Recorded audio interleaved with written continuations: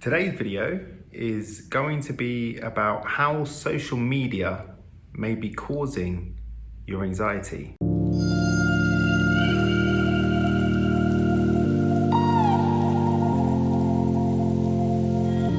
Anxiety, what does it mean? Well, the meaning of anxiety, I looked it up, I Googled it, and it's a feeling of worry, nerves, or unease about something with an uncertain outcome.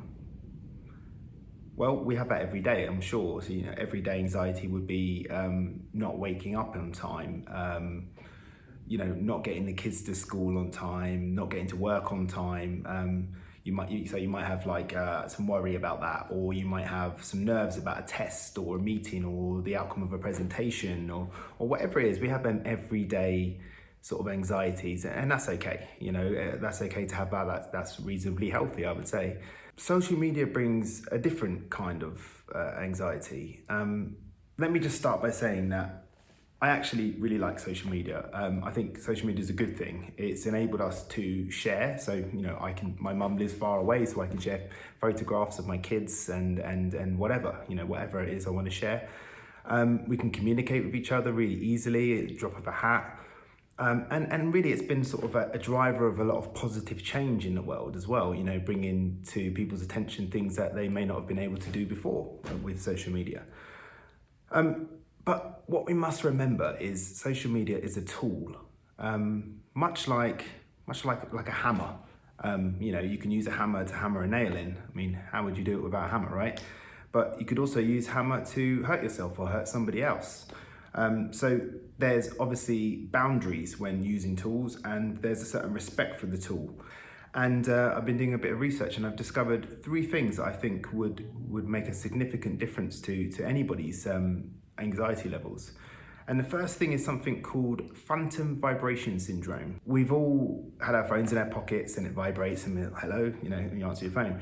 But I've actually experienced it, and I'm sure many others have, where there's a vibration in your pocket, your phone's vibrating in your pocket, you go to get it out of your pocket and it's not there, it's actually in your car, but yet you still felt the vibration. And quite often I'll hear pings and things going off in the background, and I'll think it's my phone, and actually it's not, there's nothing on it. That's like a form of a hallucination. So that's the power of how much we can potentially become addicted to social media or our phones, if you will. I had an experience with a client a little while back. I met them for coffee, and we were discussing various aspects of their training and planning going forward. And they expressed to me that they were having a little bit of trouble with their mental health, and they were struggling with with anxiety. And it just so happened that during that meeting, their phone was pinging and ponging and all sorts of things. I mean, there was Sky News, BBC News, Twitter, Facebook, Instagram, WhatsApp, email, all these things were just beeping all the time. And I thought to myself, I'm not surprised you're anxious. You've got this constant state of alertness all the time. You're constantly, creating anxiety from all these messages. So what I suggested to that person was that they take social media off their phone and, maybe cluster it, maybe give themselves a set times at 6 o'clock or something on a weeknight to just look over social media, but take it off their phone, take all of the notifications off that beep all day, and just see how they go. But better still, put a piece of paper next to their phone and just keep a tally of how many times they actually go for their phone without even realizing. And they messaged me and said after an hour they'd gone for their phone almost 40 times. So I'd imagine that's probably quite common. I haven't tested it on myself, but I'd imagine that's quite a thing that happens. The next thing I discovered was something called social currency. Now, this really took me by surprise, and obviously the word currency is something that we attribute value to.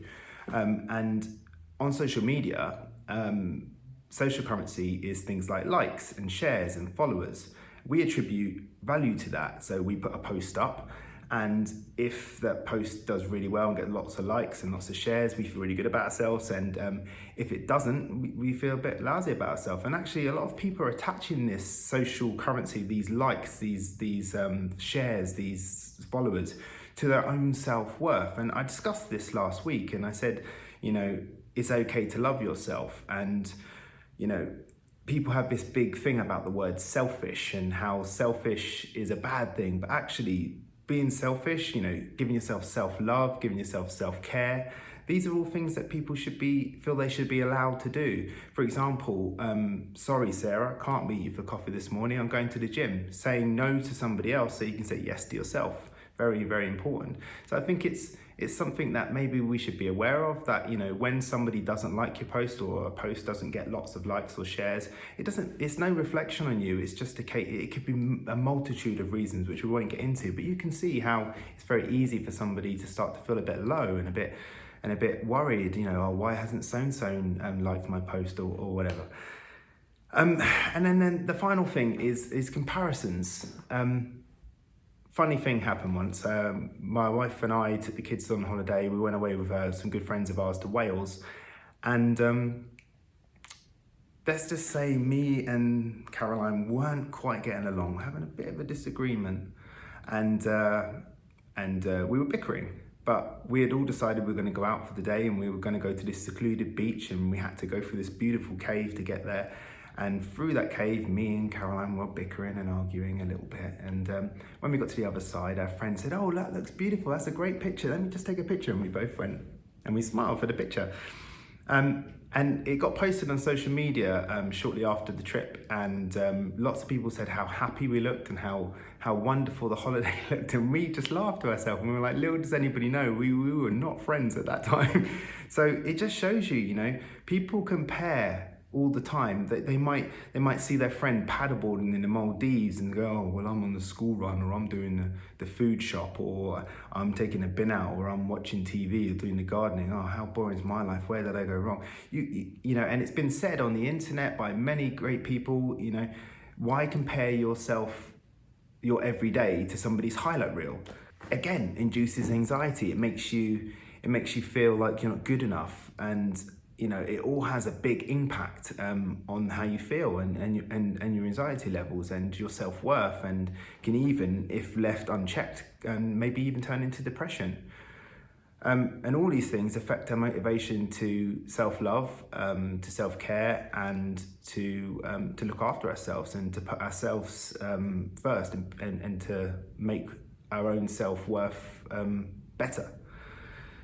I mean, in conclusion, I suppose what I'm saying is that social media is a very positive thing. This is not a post about bashing social media. It's a post or video about just being wary, using it like a tool, or you would caffeine or alcohol, and just having that healthy respect for it and knowing what it can do without you realizing. You know, it is a tool. Social media has the power to ruin your day if you read it first thing in the morning. It can stop you from sleeping if you look at it last thing at night. It's, you know, we're very careful about how we choose our friends and who we spend time with, people that make us feel good, people that make us laugh, people we have fun with. But we don't do the same thing with social media. We allow potentially negative people or negative comments or negativity generally into our lives through social media. So it's a really good idea to sort of like keep an eye on that and to track it and just be aware of it. So the message here really is social media is a tool. It's a great tool, but it can also be pretty dangerous to your mental health and cause anxiety.